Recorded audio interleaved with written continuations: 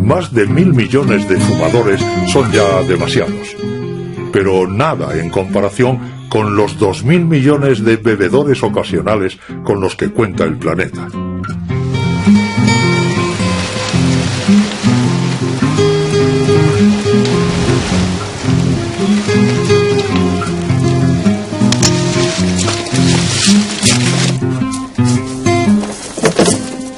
A la venta en la mayor parte de los países del mundo, el alcohol puede ser obtenido por la fermentación de frutas o cereales ricos en azúcar o por destilación.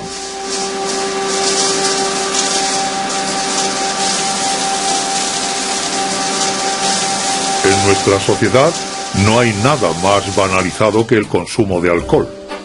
Como aperitivo en una buena cena, cualquier pretexto es bueno para beber un vaso.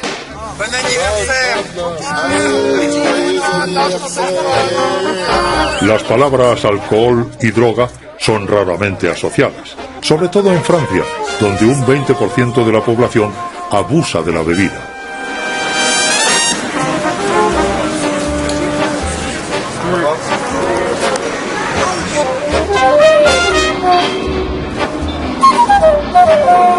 En el servicio de adictología de Philippe Battel, el alcohol representa el 80% de sus consultas.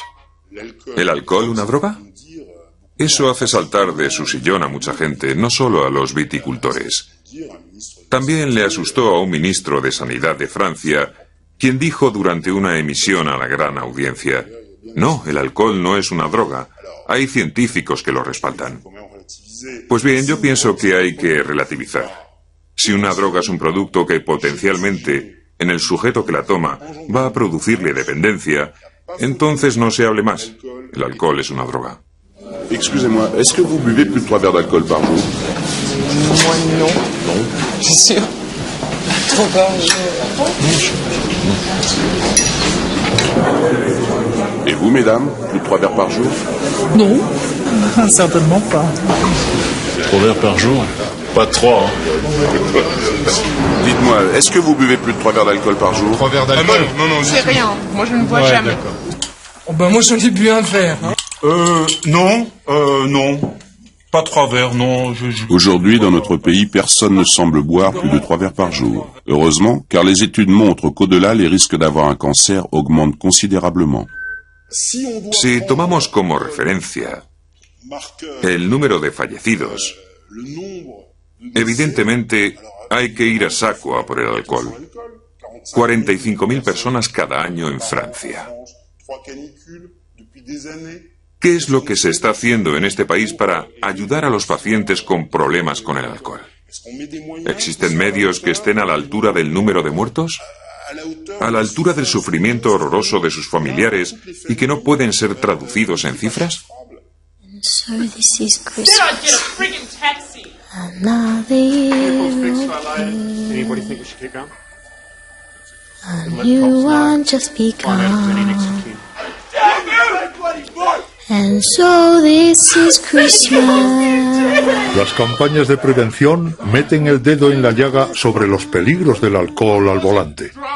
Se olvidan de la violencia familiar y de las depresiones que acompañan a menudo al alcohol. El alcoholismo, como mal en sí, parece algo anecdótico en las campañas de salud pública y afecta, sin embargo, a 76 millones de personas en el mundo. El alcohol, como todas las drogas, altera el cerebro profundamente. Let's hope it's a good one. Su impacto sobre el cerebro es tan complejo que incluso investigadores como Philip Godwood lo apodan la droga sucia. El alcohol tiene además una particularidad que hace aún más complicado su estudio.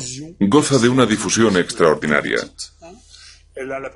Es una molécula muy pequeña, tiene la especificidad de atravesar la membrana celular y, por tanto, de distribuirse fácilmente en el cerebro, en la placenta e incluso en las neuronas. Pero el alcohol va a actuar sobre muchos receptores diferentes, incluso en el interior de la célula, lo que lo hace más complicado, porque no se puede estudiar un receptor que va a ser un factor clave en los efectos neurológicos y psicológicos observados después de haber consumido alcohol.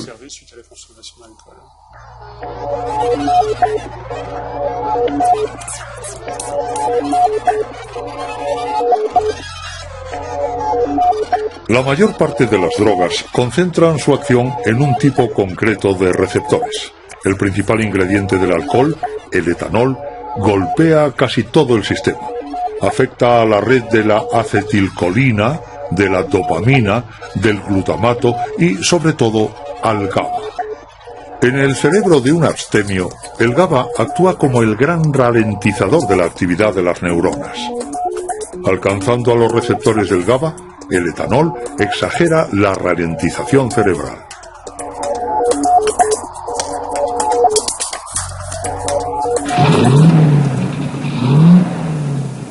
Aquí es donde radica el efecto relajante del alcohol, pero también la somnolencia y la disminución de los reflejos, responsables de 1/3 de los accidentes mortales de tráfico.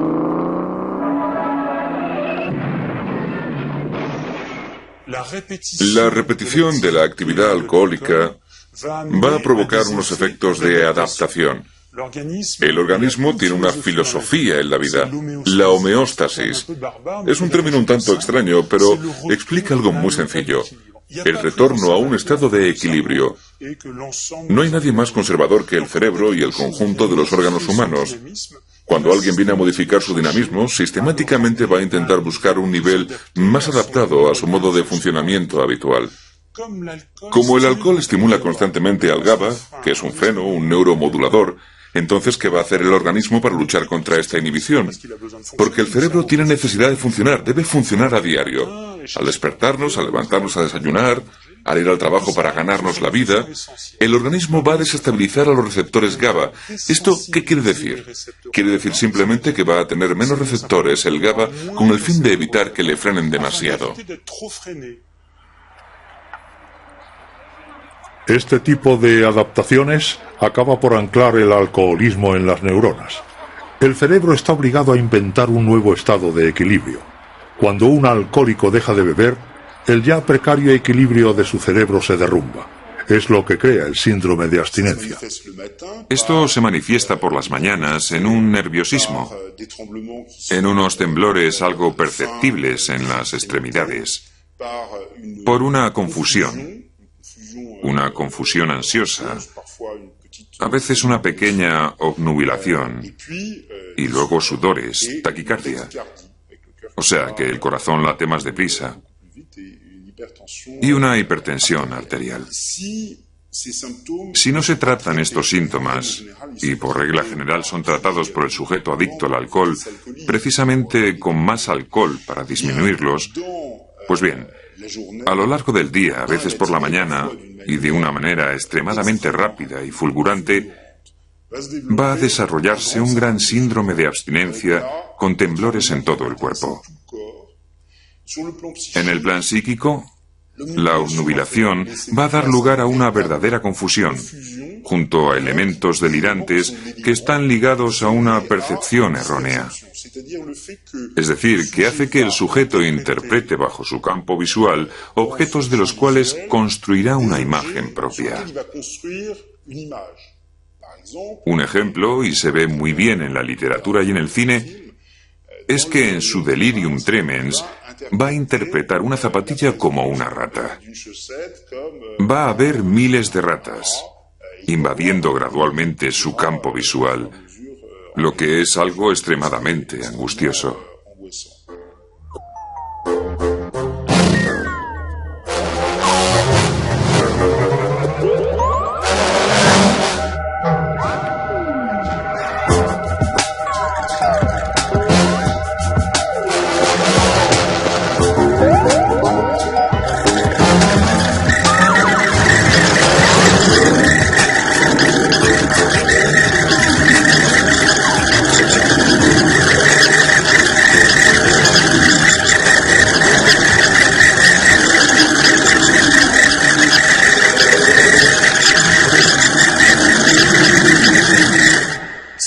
Este desorden cerebral puede conducir a una crisis convulsiva generalizada y, en casos relativamente raros, un 6%, a la muerte del individuo por una hiperexcitabilidad general y una gran deshidratación.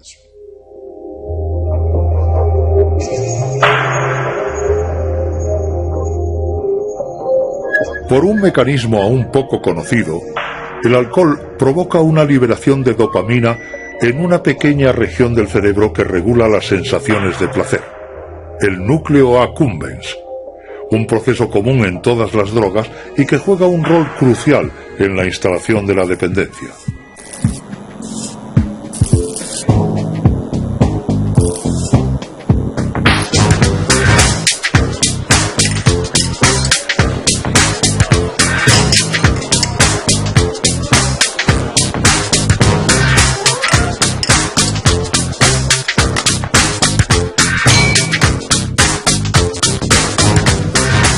Desde hace años, la tecnología de la imagen aplicada a la medicina permite a investigadores como Jean-Luc Martineau medir los desgastes del alcohol en el cerebro. Hemos empezado a estudiar a pacientes que vienen consumiendo alcohol con regularidad desde hace unos 15 años. Hemos querido averiguar cuál es el gasto de energía en las diferentes partes del cerebro de estos pacientes y si difiere en relación a los sujetos normales. Nos hemos dado cuenta de que hay una disminución considerable del metabolismo de la glucosa, que es la única fuente de energía del cerebro en todas las partes frontales del mismo. Hemos notado, cuando tratábamos de ver si existía alguna relación entre el consumo de energía en las regiones frontales del cerebro y la ejecución de unas pruebas por parte de estos sujetos, que se daba una correlación. Es decir, que cuanto menos importante era la actividad energética, peor realizaban nuestros pacientes los ejercicios de selección de información, los test de memoria inmediata y las pruebas de supervisión o de ejecución de comportamientos.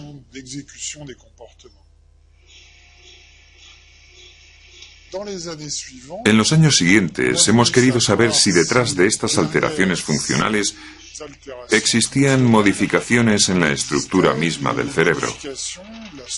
Para eso hemos utilizado imágenes por resonancia magnética que dan una representación excelente de la forma del cerebro, de su anatomía, de la materia gris y de la materia blanca.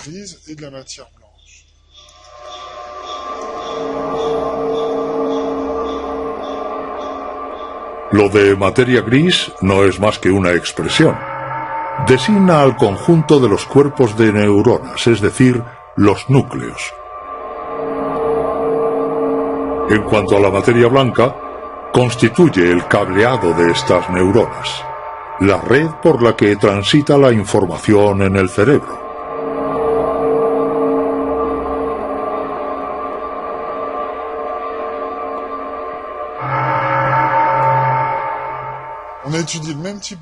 Estudiamos a un mismo tipo de pacientes enfermos ingresados en el área del profesor Reynaud en el servicio de adictología de Villejuif, cerca de París.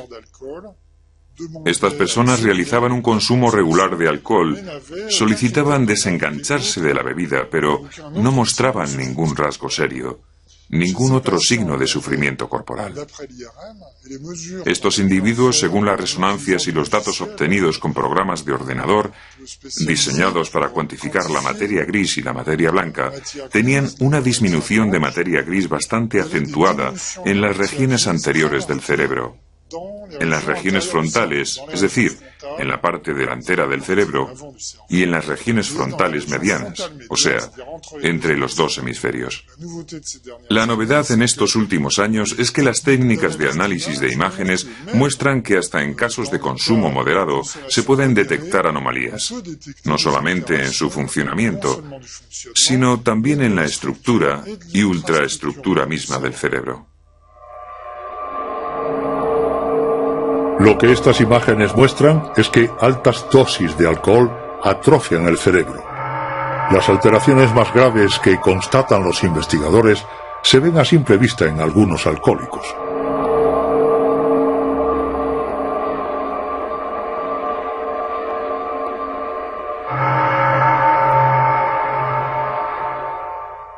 Tenemos ciertos conocimientos al respecto. No sabemos si estos síntomas son reversibles. Creemos que puedan serlo una vez que dejan de beber, pero no sabemos hasta qué punto esos síntomas son reversibles. Obviamente continuamos investigando para responder a este tipo de cuestiones. Los resultados me dan un poco de miedo. A mi parecer, en ellos se muestra que el alcohol es verdaderamente una sustancia aún más tóxica de lo que yo me imaginaba.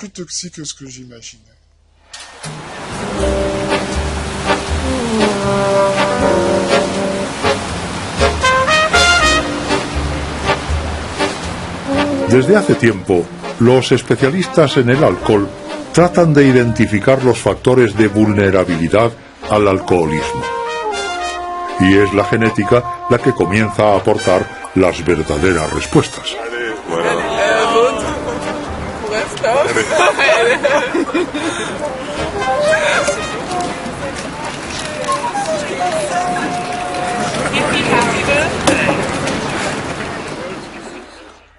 Los factores que provocan la adicción al alcohol son muy complicados porque son una mezcla de factores culturales, familiares, educativos, temperamentales, patologías psiquiátricas también y factores genéticos. El conjunto forma una mezcla difícil de discernir y que hace que ciertos sujetos sean más vulnerables que otros.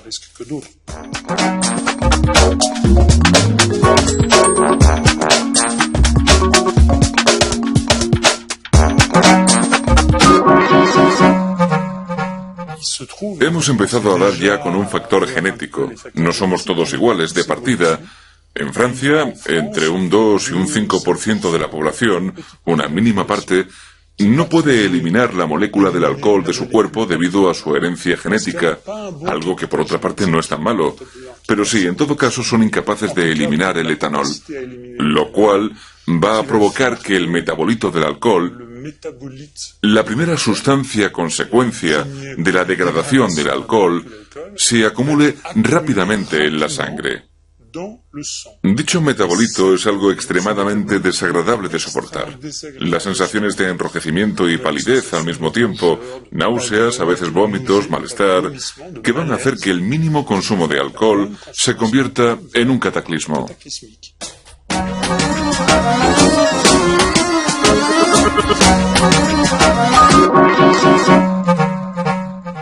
En Francia creo que entre un 2 y un 5% no tolera bien el alcohol. En el caso de los orientales, en países como Corea o Japón, es más de un 40% de su población la que padece intolerancia al alcohol. El hecho de tener tan alto índice de no tolerancia al alcohol lleva consigo, por supuesto, una reducción en el riesgo de alcoholemia o alcoholismo.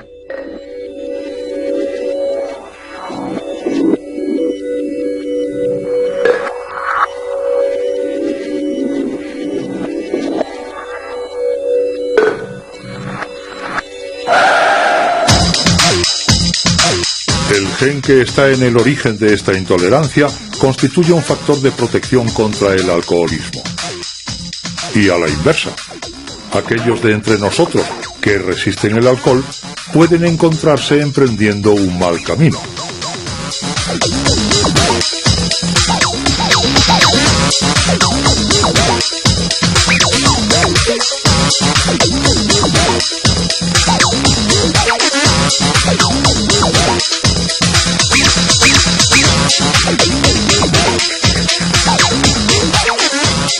La tónica general mundial es la de reducir el consumo de alcohol, pero los jóvenes, en particular las mujeres, beben cada vez más y a edades más tempranas, una precocidad que las hace más vulnerables al alcoholismo.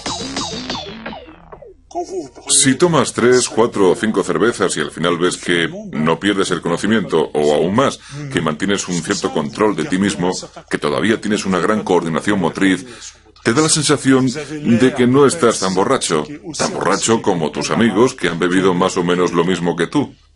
¿Y eso qué quiere decir? ¿Se te sube el ego? Yo soporto bien el alcohol, pero uno no se da cuenta de que corre el riesgo de ser alcohólico. Para establecer la importancia del bagaje genético en el origen del alcoholismo, algunos científicos han llevado a cabo estudios a gran escala con hermanos gemelos y niños adoptados. Investigaciones que permiten discernir el peso de la genética y el de la historia familiar.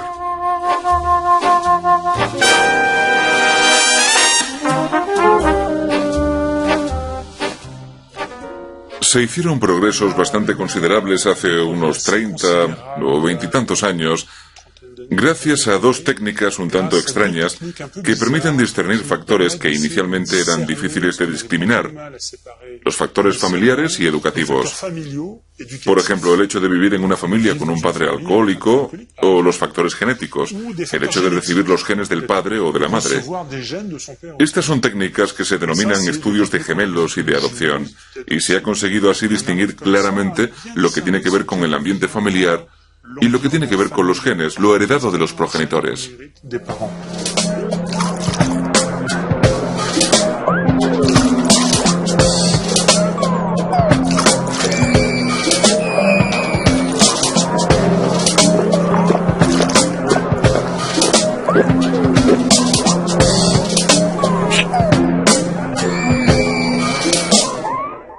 En el estudio de los gemelos en todo el mundo, y de esto hace ya digamos una veintena de años, se estudió a más de 10.000 gemelos de todo tipo de naciones.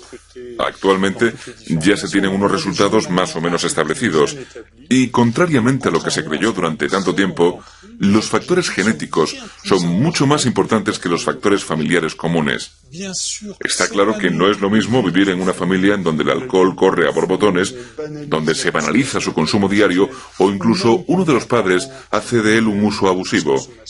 Pero el hecho de heredar unos genes que favorezcan el riesgo a desarrollar este problema es aún más importante que los factores familiares, los cuales en sí no tienen efectos neutros.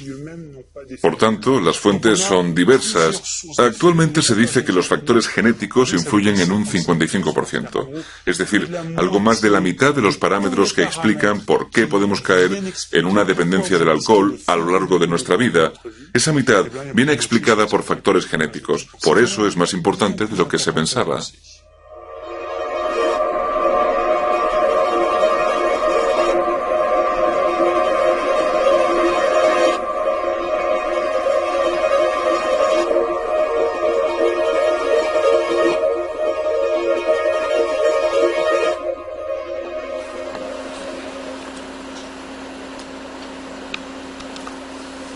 Los genetistas han renunciado a buscar el gen del alcoholismo. Sin embargo, ya se han identificado muchos otros genes, entre ellos el responsable de la fabricación de uno de los receptores de la dopamina, el receptor D2.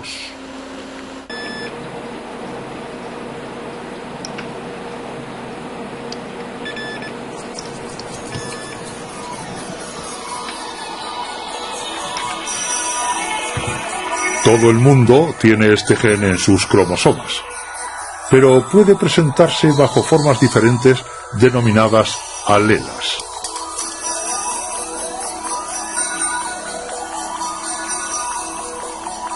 En la mayoría de los alcohólicos, esta alela es un poco más larga de lo normal. Una singularidad que parece perturbar la fabricación de los receptores D2. El receptor D2, más bien el gen que trabaja para el receptor dopaminérgico D2, adquiere un papel ligeramente más importante en los alcohólicos que en los abstemios, pues aumenta el riesgo de alcoholismo en un 30%. Pero es ridículo. El hecho de aumentar el riesgo no es lo que explica la enfermedad, no es una explicación científica de la presencia del problema, aunque no es para nada por lo que está sistemáticamente presente.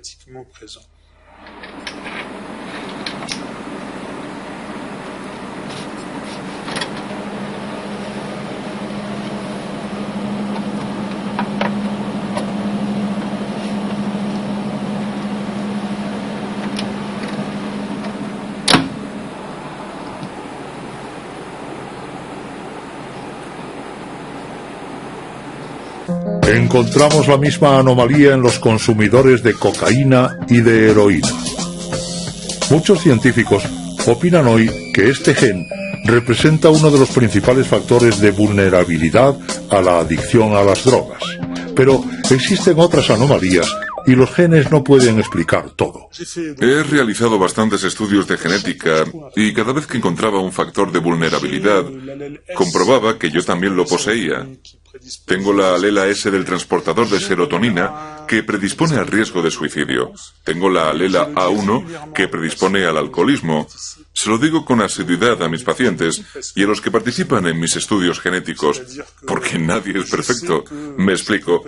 Sé que quizá puedo ser más vulnerable que otros, pero como mucha gente que es consciente de su vulnerabilidad, le presto más atención a ello.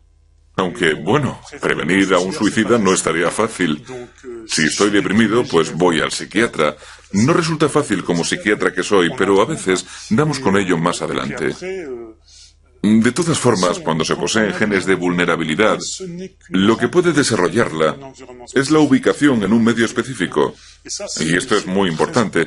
Es también un eje al que se recurre bastante en la genética de las adicciones. Hay que tratar de explicar, cuando se posee un gen de vulnerabilidad, que hay que encontrar en qué tipo de acontecimientos, en qué momento, en qué circunstancias, puede salir a flote la patología. Algunos temen una detección sistemática de los genes de vulnerabilidad, lo que animará a empleadores y a aseguradoras a adoptar prácticas abusivas. Una idea en completa contradicción con el obrar de los científicos, para quienes la vulnerabilidad no es en absoluto una fatalidad. El alcohol y el tabaco son las drogas más consumidas del mundo. También son las más peligrosas para la salud. Los científicos evalúan ahora en su justa medida la extraordinaria complejidad de su acción en el cerebro. Largamente negado por la colectividad, ahora sí son consideradas drogas con todas las de la ley.